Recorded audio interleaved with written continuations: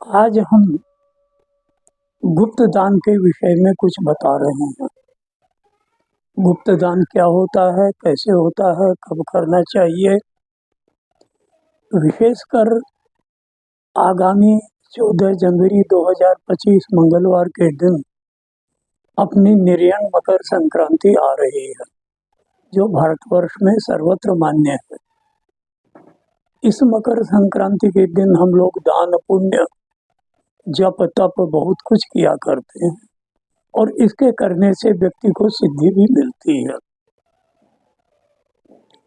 यद्यपि अब की जो 14 तारीख को मकर संक्रांति आ रही है, वह संपूर्ण दिन पुण्य कार्य के लिए स्वीकृत है। सूर्योदय से सूर्यास्त तक पुण्य कार्य किया जा सकता है।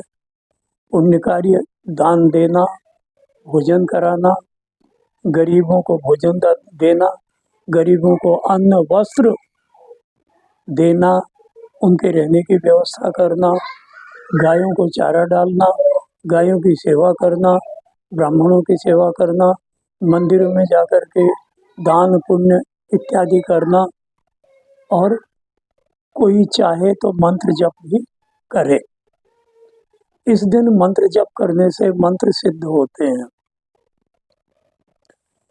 दिन भर पुण्यकाल होने के उपरांत भी यदि किसी को कोई विशेष कामना से गुप्त दान दिया जाना है, कोई चाहता है कि मैं कुछ करूं, मेरा यह कष्ट दूर हो, तो उसके लिए मैं जयपुर का एक समय बता रहा हूं। यद्यपि ऐसा शास्त्र नहीं कहता, लेकिन ज्योतिष शास्त्र में एक मुहूर्त होता है। उस मुहूर्त का समय हम 14 जनवरी को आपको बता रहे हैं कि दिन में 12:15 से 12:31 तथा उसके बाद कुछ समय छोड़ करके 12:39 से और 12:57 तक यह पुण्यकाल है। इस समय में, इस मुहूर्त में कोई गुप्त दान या कोई विशेष वस्तु संकल्प करके दी जाएगी, उसका परिणाम और ज़्यादा मिलेगा। क्योंकि जितने भी दान पुण्य गुप्त दान दिए जाते हैं, ये संकट निवारण के लिए दिए जाते हैं। तो मैंने आपको संकट निवारण का मुहूर्त बताया है। सामान्य दान आप सुबह से सायंकाल तक करें, दिन भर करें, जो भी आपकी इच्छा हो। अब ये गुप्त दान देने के कौन कौन से दिन होते हैं, यह मैं आपको बता रहा हूँ। देखिए, एक तो संक्रांति, किसी भी महीने की कोई भी संक्रांति, सायन हो या निर्यण, 2 प्रकार की आती हैं, तो ये 24 हो गई। इसके बाद शनिवार, फिर अमावस्या तीसरा,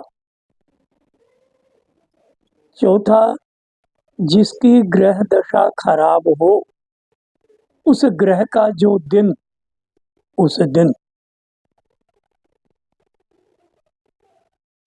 अथवा शुभ दिन में अभिजीत मुहूर्त में,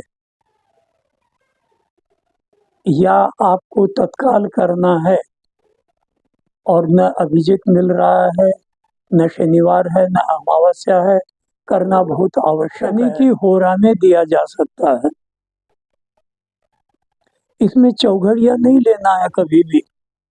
आजकल लोग चौघड़िया पर बहुत ज्यादा ध्यान देने लग गए हैं। यहाँ चौघड़िया का कोई उल्लेख नहीं है। अब नहीं देने वाली चीजें हैं चौघड़िया, भद्रा में नहीं देना, व्यतिपात के दिन दे देना, वैधृति योग जिस दिन आए उस दिन नहीं देना, क्षय तिथि और वृद्धि तिथि इन दोनों में नहीं देना। इस प्रकार से ये दान देने और नहीं देने के दिन आपको बताए गए हैं। अब गुप्त दान होता क्या है? तो कोई भी गुप्त वस्तु बता करके नहीं देनी कि मैं क्या दे रहा हूँ। कई आदमी जाते हैं और मंदिर में गए और चुपचाप अपना लिफाफा रख करके लगे आ गए,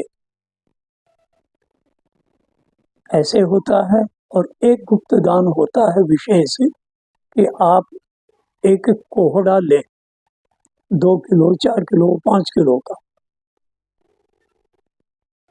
सबसे उत्तम है कोहड़ा।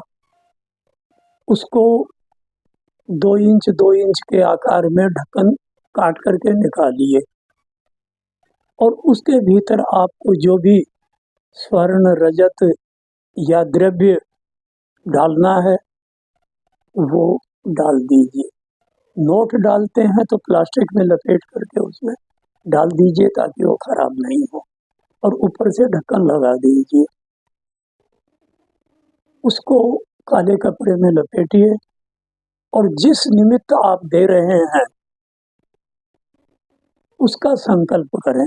आपको आता है, बहुत अच्छी बात है, नहीं तो किसी योग्य विद्वान को बुला करके और आप गणपति का स्मरण कर, गणेशांबिका का, और उसके बाद विष्णु विष्णु विष्णु हूँ संकल्प करके अमुक ग्रहस्य दोष निवारणार्थम, मार्केश दशा दोष निवारणार्थम,